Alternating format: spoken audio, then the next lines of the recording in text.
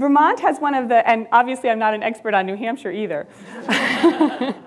Vermont has one of the highest percentages of women state legislators in the nation. 31% of women in the state legislature, 31% of people in the state legislature are female, and that makes them rank first in the US, the state first in New England, and the state is fifth in the US. A little bit of bad news there. There's a decline in the percentage of women in the legislature in Vermont since 1993. Vermont, interestingly, and this sort of disproves my pipeline theory, ranks relatively low in electing women to municipal office. Vermont demographically is not very ethnically or racially diverse. It's interesting, it does have diversity in terms of it's sort of progressive and traditional. There's two strains. Apparently in the 1960s there was an effort in Vermont to encourage population growth by encouraging people to move to Vermont.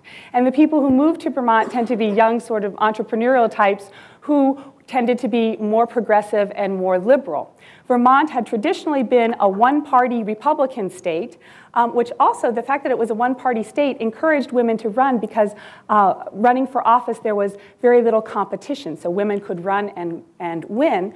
However, there are still sort of these two strains. There's culture clashes in Vermont. There's the traditional Republicans, and there's the new Vermonters who are much more progressive. And when you look at Vermont, one of the things that everyone in the nation knows about Vermont is it just legalized same-sex unions, and obviously that's evidence of a very progressive state. But what you sometimes forget when looking at that is that there is a strong traditional component in the state as well who is opposed to that.